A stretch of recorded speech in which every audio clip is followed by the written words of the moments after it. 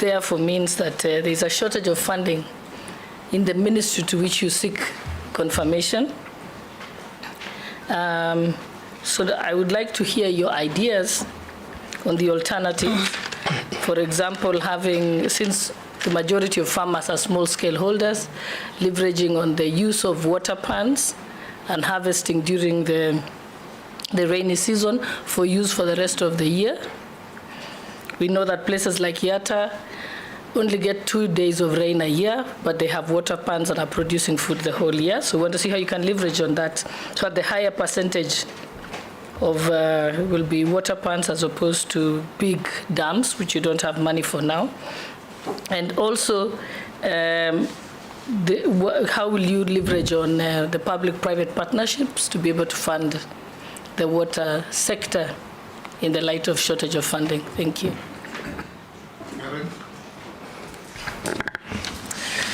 Thank you, Speaker, sir. I would like to respond to Honorable Gladys Boss' question on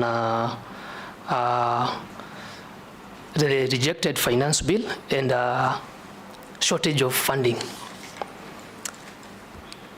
The Ministry of Water, Sanitation and Irrigation has 2 state departments, the State Department of Irrigation, State Department of Water and Sanitation. The 2 state departments, the State Department of Irrigation has had a budget cut of almost 1.7 billion. The State Department of Irrigation and Sanitation and Water has had a budget cut of 2.7 billion. That means we can't really develop large-scale dams, as you have correctly stated, and we need to raise funds.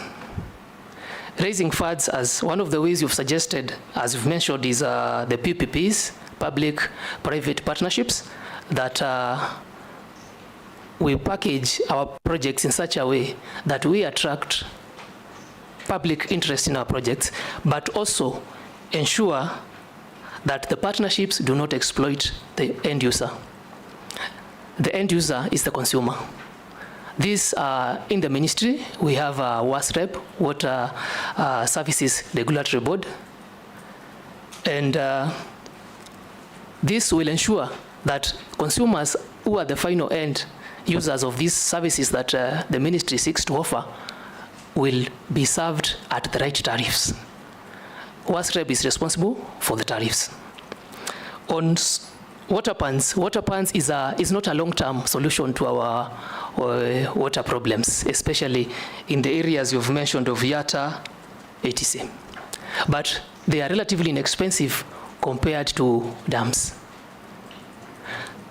To develop large-scale dams, that's where we will need the leverage of PPPs. And in this case, I will work with the Directorate of PPPs and the Exchequer, the National Treasury, to ensure that Kenyans get value for money. Thank you.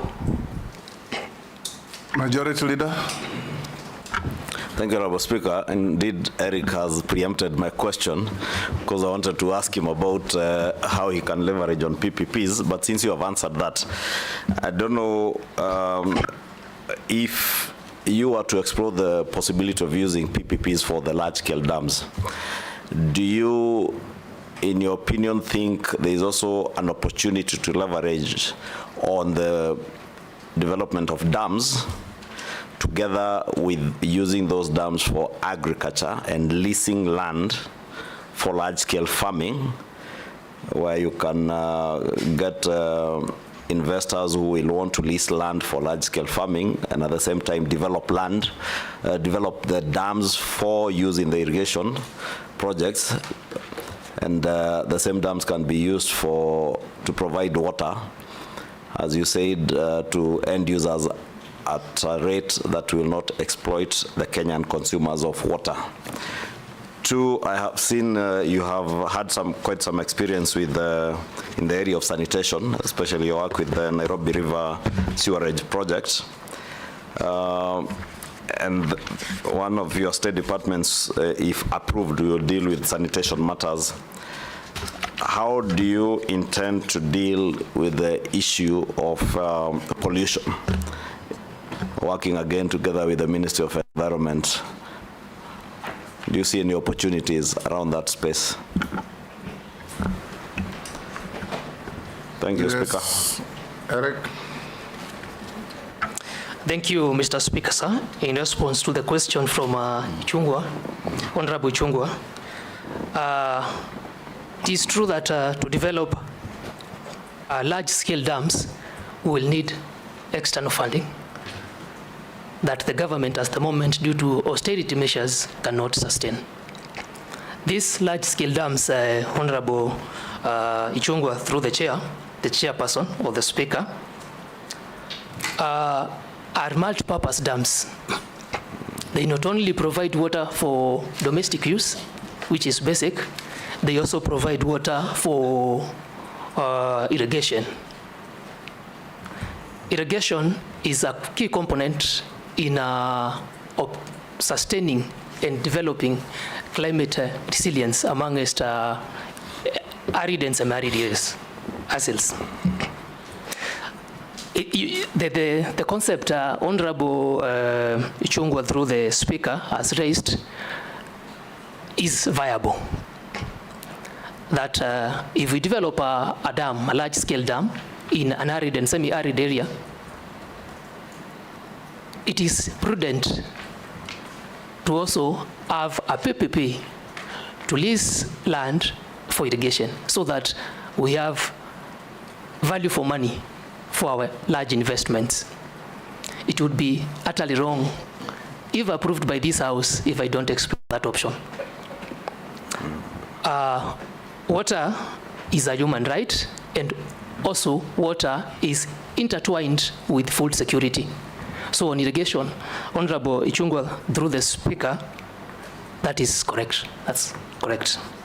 Could you tell us, since you've worked in the water sector, do you have any success? Do you know of any success stories where the dams, large-scale dams, have been built using the PPP method? Thank you for your question, Honorable Bosch, through the speaker.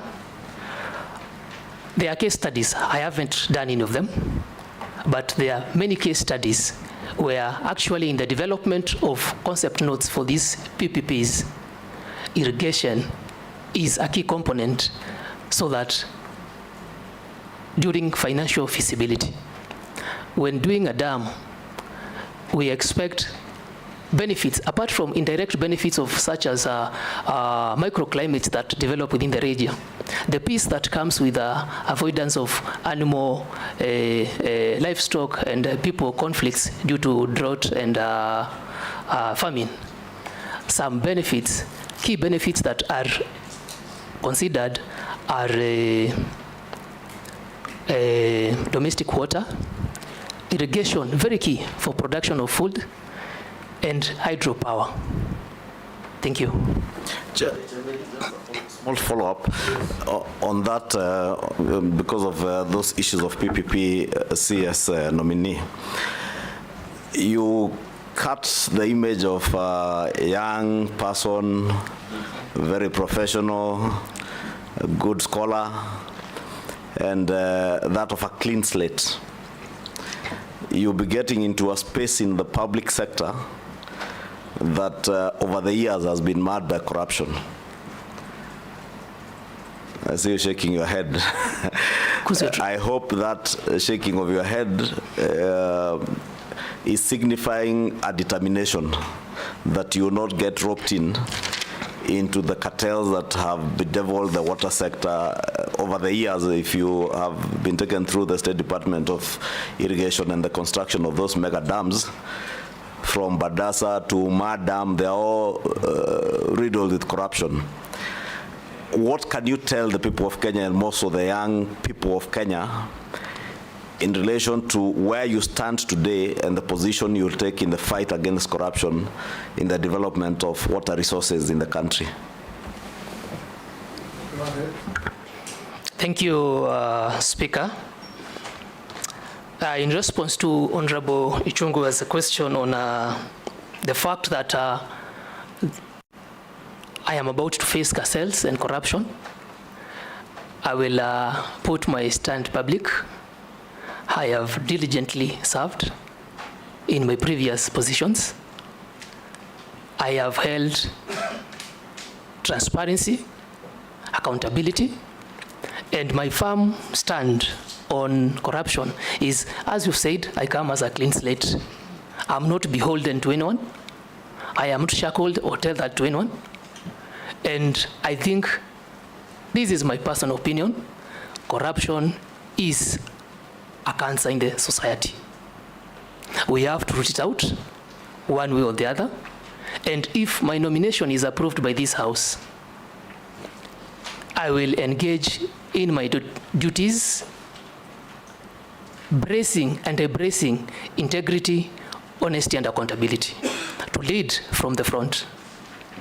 And if there are culprits, and I would expect the same from state officers under my mandate in the ministry.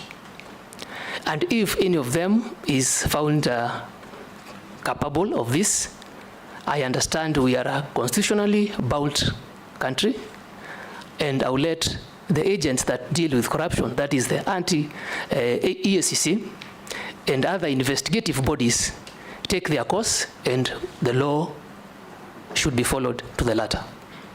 Thank you, sir. Nelson.